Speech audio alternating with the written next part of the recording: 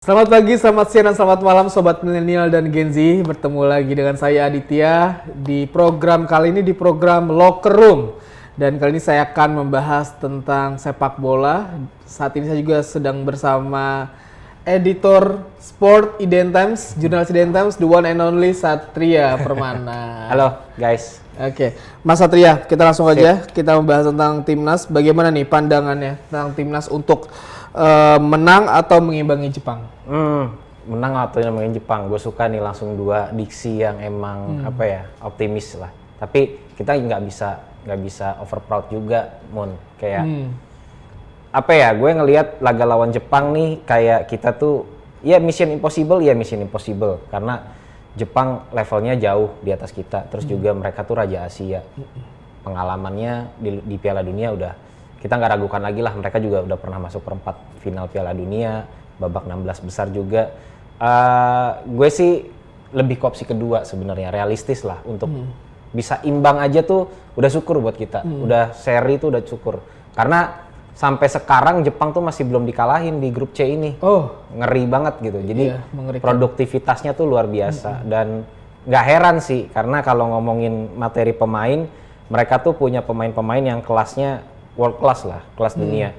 Ritsu Doan yang pernah meledak di Piala Dunia kemarin, terus ada Takumi Minamino, Takefusa Kubo kalau bisa dibilang dia mungkin kalau dalam anime ya kayak Kapten Tsubasa gitu. Terus ada Wataru Endo juga, sama ya beberapa pemain lagi yang memang kayak Daichi Kamada itu yang juga pendukung-pendukung yang luar biasa lah gitu. Jadi dari pelapis sampai pemain utamanya tuh menurut gue itu juga seimbang lah semuanya. Jadi kalau ngomongin squad tuh namanya squadnya tebel banget gitu. Apalagi jangan lupain satu ada nama yang menurut gue nih luar biasa, long living legend, Yuto Nagatomo.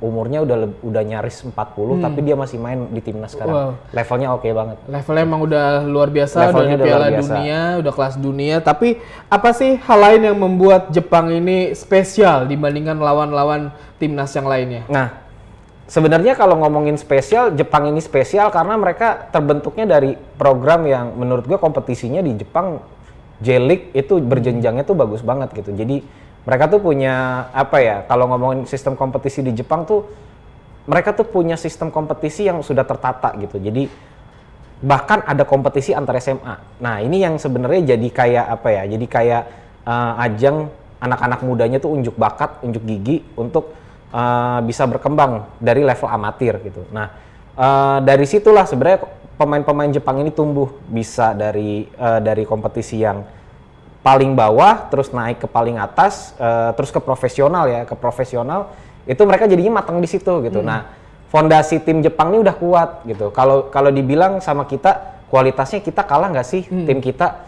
Sebenarnya kalau dengan pemain yang sekarang, gue nggak mau membuat dikotomi pemain naturalisasi sama pemain lokal ya, tapi pemain kita sekarang, gue lebih suka ngomongnya kayak gitu.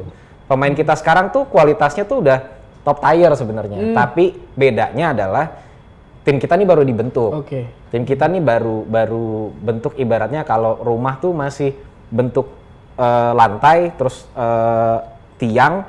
Nah, cuma yang atasnya nih kita belum taruh nih kayak atap atau segala macamnya tuh kita belum taruh. Nah, Jepang itu udah kayak rumah yang jadi, yang kokoh. Kalau kita lewat rumah itu rumah udah jadi, udah siap ditempatin dan rumahnya mewah gitu. Nah, itulah Jepang gitu. Menurut gue Jepang tuh spesialnya adalah mereka memang terbentuk dari proses yang benar. Dan banyak pemainnya sekarang tuh nggak main di J-League lagi loh, tapi udah mainnya di Eropa gitu. Jadi yang menurut gue spesial yaitu ada beberapa pemain yang menonjol, tapi pemain-pemain yang main di liga lokalnya juga mereka kualitasnya luar biasa. Kalau tadi bilang pemain Indonesia, pemain sekarang ya, itu top tier gitu. Top tier. Top tier. Nah, apa sih kelebihan apa yang bisa dimanfaatkan oleh timnas saat menghadapi Jepang nanti? Oke, kalau ngelihat pemain yang top tiernya itu kebanyakan di belakang, di lini belakang. Ada Jay Itzes, Messi Hilger sayangnya nggak main karena dia emang ditahan sama FC20 karena emang sebenarnya dia belum pulih banget dari cedera.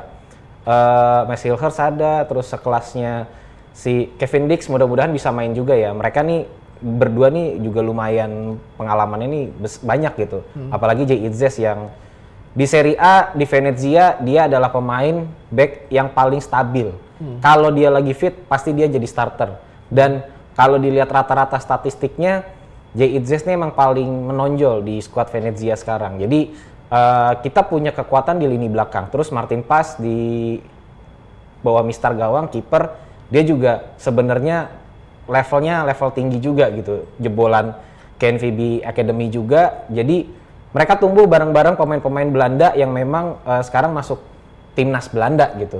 Thierry Reinders yang udah main di Milan sama di timnas Belanda, terus yang lain-lain lah. Itu mereka memang yang bisa kita manfaatkan sebenarnya. Jadi kalau menurut gue lini belakang kita kuat gitu. Nah, tinggal gimana di lini tengah sama lini depan. Nah, permasalahannya kan sekarang kan sektor depannya aja nih yang harus lebih agak efektif. Jadi setiap peluang yang ada harus jadi gol gitu. Jadi jangan sampai buang-buang peluang lah.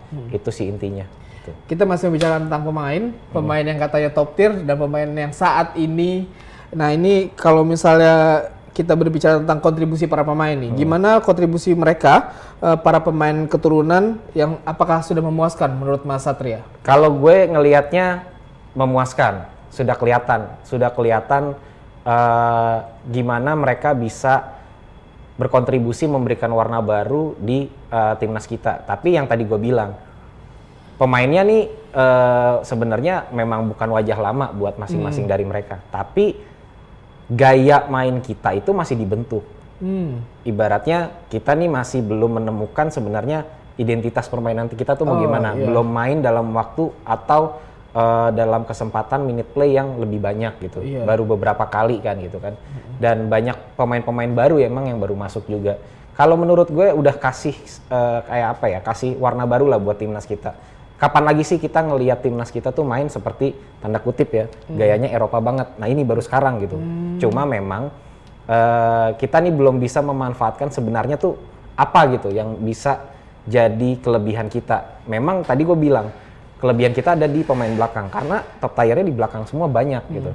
Terus tapi kita juga punya sayap yang kalau bisa dibilang itu juga bagus. Calvin Verdonk nih punya kelebihan, speednya ada, kecepatannya ada, sama satu lagi tendangannya luar biasa kencang gitu. Jadi kita punya pemain-pemain yang seperti itu, cuma harus ditebelin lagi nih sama cara main, terus kekompakan bermain, terus juga efektivitas bermain. Nah, ini yang belum kita ketemu karena pas lawan Cina, gue melihat ada satu celah ketika Cina melakukan low block di belakang, transisi kita tuh agak keteteran. Pemain belakang kita juga main terlalu ke depan, jadi garis pertahanannya terlalu maju.